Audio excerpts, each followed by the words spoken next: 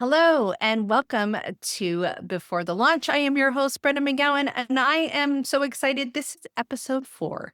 And today we're going to be talking about why I don't believe in waitlists during a pre launch. And this is a little controversial, especially in the online world, because we're taught during a pre launch to always move people to a waitlist. And I want to talk to you about why it's not always my favorite strategy and what you can do instead.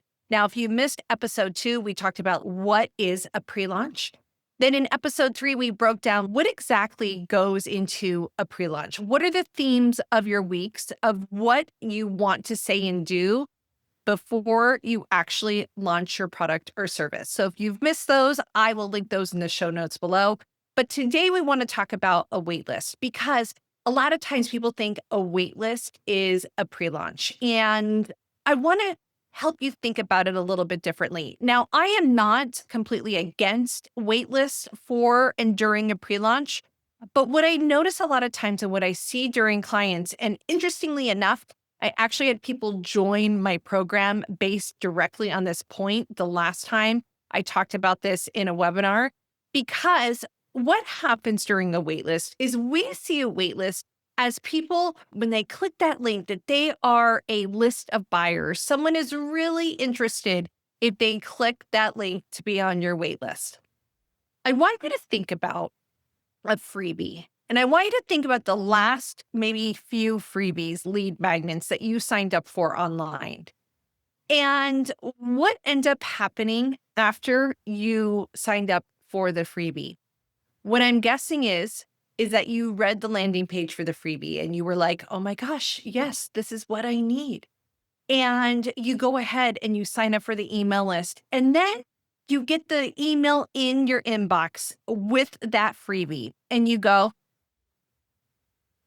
I'll take care of that a little bit later. I'll look at that tomorrow, right? You actually don't ever open the freebie. And I don't know the exact stats, but I know they're high. Most people who download a lead magnet never even look at your lead magnet. And this is how I see waitlists. People, when they put themselves on a waitlist, they feel like they've had some agitation, right? You've hit a nerve on the pain that they're having. So they go ahead and put themselves on a waitlist.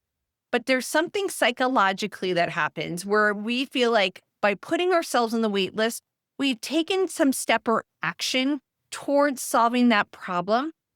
And then we put it in the back of our mind. And it kind of makes sense. So I talk a lot about curiosity during pre-launch and pre-launch marketing. And there's something called the information gap. And what the information gap is, I'm going to get nerdy here for a moment with you. What the information gap says is that there's a gap between what we know and what we want to know.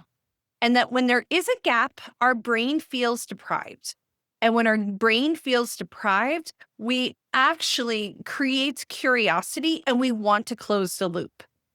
But if you think about what a waitlist does, when someone puts themselves on the waitlist, they're closing that loop in their brain, right? They're actually thinking they've taken some action. And studies show that we remember things better that are unresolved. But when someone puts themselves on a waitlist, in a way, they almost feel like they've resolved their problem to some degree. And so what I want you to think about is, what could you do instead of a waitlist? Because I can't tell you how many clients, students, I've worked with people with very high-end programs who say, oh my gosh, Brenna, you're right. We have this list, this huge list of people who put themselves on the wait list, and our wait list converts much lower than we would expect. And that's because it's not a list of buyers. It's a list of people who think they've taken an action towards a problem and feel better about themselves and now have forgotten about you. And the other thing I want you to think about, if you're pushing someone to a wait list, is that you also need a wait list strategy. And when I say waitlist strategy, what do I mean by that? Well, when someone goes onto a waitlist, what ends up happening a lot of times is we just treat them like everyone else in our funnel, or we totally forget that they've been on their waitlist and we aren't actually keeping up communication. And I'm the first to raise my hand. I have done this because there's so many moving parts in our online businesses, especially as we get close to launch, that all of a sudden, when you have a wait list, you're having to create a separate nurture campaign. Now, what can you do instead of a wait list? Well, the first thing is, can you start an interest list? Now, I know it sounds like almost the same thing, but when you start an interest list, someone is raising their hand to say they're interested. And can you look for ways to find consent ahead of time to pre-sell to people who are interested? So I had one of my coaching clients switch from a wait list to an interest list. Her interest list actually grew more than her wait list ever did. And she was able to start conversations with buyers ahead of time. And that is something that kind of goes into the next thing that I want to talk about, which is, okay, if you're not having a wait list, what are you doing instead? And that is, how can you find creative ways to start conversations with potential clients before you ever open your doors? So, how can you look for ways to get people to be interested? This could be someone simply clicking and saying, I want more information about this early.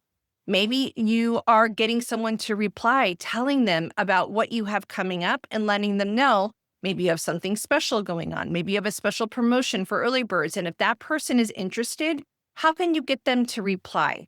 How can you create campaigns ahead of time where you are pre-selling what is coming up in the future? I just helped a private client sell out 55% of their actual program in the spring that is going to actually launch in the fall by being and starting a pre-sale campaign.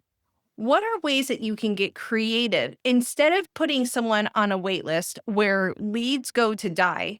How instead can you start creative conversations that are consensual, where you're able to tap into the people who are ready to take action right now and ready for people who want to strike when the iron is hot? Okay. If you have questions about this, if you're like, I don't know if I'm going for this, come over to Instagram, find me at Brenna McGowan Co. Go ahead, DM me. Let's start a chat about this because I would love to know, what is your experience been with Waitlist? Okay, I will see you next week. Thank you so much.